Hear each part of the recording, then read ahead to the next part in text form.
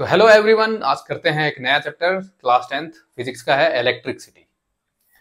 तो बहुत बढ़िया चैप्टर है, न्यूमेरिकल भी आते हैं, ठीक ना। Electric city. तो इलेक्ट्रिसिटी के बारे में हम क्या जानते हैं, पहले ये बात। तो इसके बारे में बहुत छोटी छोटी बातें हम पहले जानना चाहिए हमें, ठीक ना। इलेक्ट्रिसिटी मतलब किससे बना हुआ है ये वर्ड। तो इलेक्ट्रिक का मतलब होता है फ्लो ऑफ इलेक्ट्रॉन से, या इलेक्ट्रॉन से रिलेटेड बात कर रहा है। इलेक्ट्रॉन का मतलब, यहाँ पे इलेक्ट्रॉन का मतलब हम देखेंगे सीधा सीधा चार्ज। सिटी का मतलब हो गया इनके मूवमेंट के ऊपर बात करेंगे हम, ये क्यों मूव करते हैं, कैसे करते हैं, इनको रोकने वाला कौन है ना। तो ये मूवमेंट वगैरह के बारे में बात करेंगे। तो इलेक्ट्रॉन चार्ज या इनके मूवमेंट को ही क्या बोला जाएगा इस पूरे चैप्टर में, इलेक्ट्रिसिटी। इसी के रिगार्डिंग हम सब कुछ बात करेंगे, ठीक है। तो अगर हम बात करते हैं कि एक बल्ब जो है ग्लो होता है, यहाँ पे एक बल्ब लगा दिया गया है और यहाँ पे एक बैटरी होती है, आपने देखा यहाँ प्लग लगा दिया गया, इस तरह का एक सिंबल होता है। सिंबॉलिक रिप्रेजेंटेशन में अभी सिखाऊंगा। तो इस तरह से बल्ब का सिंबल, इस तरह से बैटरी का सिंबल लगाया जाता है। इसका हायर वाला पोटेंशियल जो होता है ये प्लस, छोटा वाला माइनस होता है। इसमें प्लग में अगर ऐसे यहाँ लगा दूंगा तो ये सर्किट को ऑन कर दिया, इसने करंट को फ्लो करेगा। तो करंट क्यों फ्लो होता है, और पहले तो हम करंट के बारे में जानेंगे कि करंट क्या है, ठीक है ना। तो करंट के बारे में हम क्या जानते हैं, करंट क्या है, तो इसके बारे में देखते हैं क्या है। तो करंट जैसे कि पानी का करंट होता है, वाटर का करंट। पानी जैसे है नदी में फ्लो होता हुआ चल रहा है, बह रहा है, तो आप कहते हो उसको वाटर करंट। अब आपको कुछ चलाना है तो उस पर आप नाव बना के रख देते हो कागज के, वो अपने आप चलती जाती है। तो क्यों चल रही है वो अभी हम नहीं बात कर रहे हैं, बस करंट के बारे में बात कर रहे हैं कि वो एक पानी का करंट था। इसी तरह से यहाँ पे करंट का भी मतलब है फ्लो ऑफ चार्ज, ठीक है ना। फ्लो ऑफ चार्ज जो होता है उसको हम क्या बोलते हैं, करंट बोलते हैं। स्टार्टिंग में हमें पता नहीं था कि इलेक्ट्रॉन जो है होता है और उसमें नेगेटिव चार्ज होता है, इसलिए हम क्या मानते थे स्टार्टिंग में, जो पॉजिटिव चार्ज जैसे फ्लो करता है, ये इस तरफ चार्ज जा रहा है प्लस वाला, प्लस वाले चार्ज इस तरफ जा रहे हैं, तो हमने करंट की डायरेक्शन भी यही मानी। तो rate of flow of charge is called current. Rate of flow of charge को क्या बोलते हैं, करंट बोलते हैं। तो rate of flow of charge, charge का सिंबल क्यू दे दिया है, डिवाइडेड बाय टाइम। क्यू जो है सिंबल मैंने चार्ज का दिया हुआ है, ये क्या है, चार्ज, और ये है अपना टाइम। और यहां जो करंट का सिंबल है वो आई से रिप्रेजेंट किया है मैंने। तो ये वाली यहाँ पे बात समझ आ रही होगी कि फ्लो ऑफ चार्ज उसको हम करंट बोलते हैं, और जिस तरफ प्लस चार्ज आता है उसी डायरेक्शन में आपका करंट की भी डायरेक्शन होती है। बाद में जो है एंड्री मैरी ने, एक साइंटिस्ट हैं जिन्होंने, इन्होंने इनके ही नाम पे एम्पेयर जो है यूनिट रखा गया इलेक्ट्रॉन का। तो बाद में जाके इलेक्ट्रॉन की फिर डिस्कवरी होती है। इलेक्ट्रॉन की डिस्कवरी हुई तो पता चला जो सब एटॉमिक पार्टिकल्स होते हैं वो इलेक्ट्रॉन होता है। तो वो इलेक्ट्रॉन जो है नेगेटिव चार्ज होता है, उसके ऊपर चार्ज कौन सा होता है, नेगेटिव चार्ज होता है। बहुत बढ़िया। इसका चार्ज कितना होता है, तो 1.6 into 10⁻⁻19 coulomb. Coulomb is a unit of charge.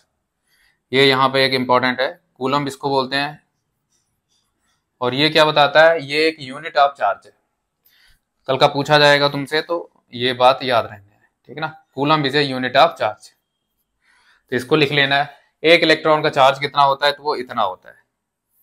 तो करंट की यहाँ पे एक यूनिट और होती है, करंट की यूनिट होती है एम्पेयर। जो एंड्री मैरी है उसके अकॉर्डिंग ही इसका नाम रखा गया था यूनिट का, एम्पेयर। Andriy Mary ampere. तो ये है यहाँ पे एक पूरा का पूरा फ्लो जो बताया गया है। करंट क्या है, current is a flow of charge या रेट ऑफ पासिंग चार्ज।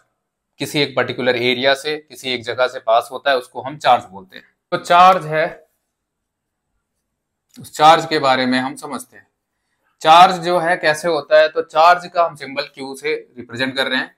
जितने भी नंबर होंगे इलेक्ट्रॉन के उतना ही ज्यादा इसके ऊपर चार्ज आएगा। इस तरह से हम चार्ज निकाल सकते हैं। वो कोई कहता है कि 10⁻6 इलेक्ट्रॉन है, तो बताओ चार्ज कितना। तो आपने क्या करना है, Q इज इक्वल टू एक इलेक्ट्रॉन का जो चार्ज है उसको लिख देना है यहाँ पे, और आपने जितने इलेक्ट्रॉन उन्होंने क्वेश्चन में दिए हैं वो मल्टीप्लाई कर दो, आंसर आ गया। तो इसको जिस बच्चों को नहीं सॉल्व करना आता, जैसे plus minus basis same power add, तो 10 की पावर कितना आ जाएगा, यहाँ पे 6 माइनस करके -13, और यहाँ पे कितना आ जाएगा 1.6, इसका आ जाएगा चार्ज। ये इसका चार्ज आ जाएगा। अब चार्ज की जो यूनिट है मैंने बताया था वो कूलम है। अब यहाँ पे आपको एक क्वेश्चन देता हूँ, आप जरूर ट्राई करके मुझे कमेंट में बताएं क्या आंसर आया। चार्ज निकालना है, अगर आपको 10 की पावर 13 इलेक्ट्रॉन्स दे दिए गए हैं तो बताना है चार्ज कितना है। ठीक है, जैसे मैंने किया है वैसे आप ट्राई कर ले। जो जो मैंने पढ़ाया है उसका एक ओवरव्यू एक क्वेश्चन की फॉर्म में मैं पूछता चलता हूँ। जैसे पहला सवाल, what is meaning of current, तो करंट का मतलब क्या है। तो ये क्वेश्चन में आप जैसे पूछूंगा तो आप बताओगे फ्लो ऑफ इलेक्ट्रॉन या फ्लो ऑफ चार्ज, उसको क्या बोलते हैं, करंट बोलते हैं। पर टाइम में पर्टिकुलर किसी एक एरिया से पास होना।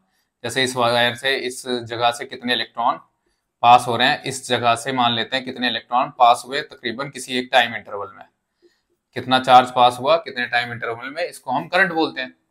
दूसरा पूछूंगा यूनिट ऑफ करंट, तो आप बोल दोगे ampere is a unit of current. तीसरा क्वेश्चन आएगा what is unit of charge, तो आप बोलोगे coulomb, coulomb is a charge of unit. जो जो सवाल बनते हैं वो मैंने सारे बना दिए। अच्छा, डायरेक्शन ऑफ करंट कहाँ होती है, जिस तरफ नेगेटिव चार्ज जाएगा उसके अपोजिट में और जिस तरफ पॉजिटिव जाएगा उसके सेम डायरेक्शन में। अगर मान लो यहाँ पे बोलता है कि पॉजिटिव चार्ज यहाँ जा रहा है तो आप बोलोगे सेम डायरेक्शन जो होगा प्रोटॉन का उसी तरफ होगा आपका चार्ज, करंट का डायरेक्शन। और अगर बोलता है इलेक्ट्रॉन है तो इलेक्ट्रॉन जैसे इस तरफ जा रहा है तो आप बोलोगे करंट अपोजिट डायरेक्शन में जा रहा है। तो ये एक बेसिक बात याद। टॉपिक समझते हैं, what is meaning of potential difference, और क्या होता है पोटेंशियल। ठीक है, इलेक्ट्रिक पोटेंशियल बड़ा इंपॉर्टेंट टॉपिक है ये, इसी से रिलेटेड आपको क्लियर होगा कि क्यों चार्ज जो है चलता है। अभी आप ऐसा इमेजिन करो कि मेरे हाथ में एक ट्यूब है जो ट्रांसपेरेंट है और उसके अंदर पानी भरा हुआ है। अगर इस ट्यूब के अंदर पानी भरा हुआ है मैंने, तो अब बताओ पानी जो है जब अभी क्या होगा, पूरा का पूरा पानी जो है इसमें फैला होगा नीचे से ऊपर तक।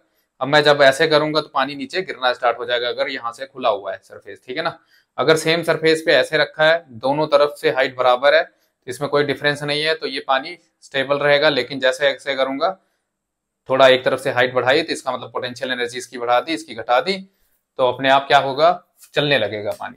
इसी तरह से अब एक इलेक्ट्रॉन, तो देखा जाए तो इलेक्ट्रॉन तो हर एक जगह पे है, जहां पे एटम है वहां पे इलेक्ट्रॉन है, इलेक्ट्रॉन है। लेकिन ये इलेक्ट्रॉन चल क्यों रहा है, सवाल है कि भाई ये इलेक्ट्रॉन चल क्यों रहा है। तो ये इलेक्ट्रॉन क्यों चल रहा है इसके बारे में समझते हैं, क्यों चलेगा भाई। जैसे अभी पानी क्यों चल रहा था, जब मैं इसका पोटेंशियल इंक्रीज कर दूंगा तो ये मूव करेगा लो पोटेंशियल की तरफ, क्योंकि यहाँ पे पोटेंशियल कम है।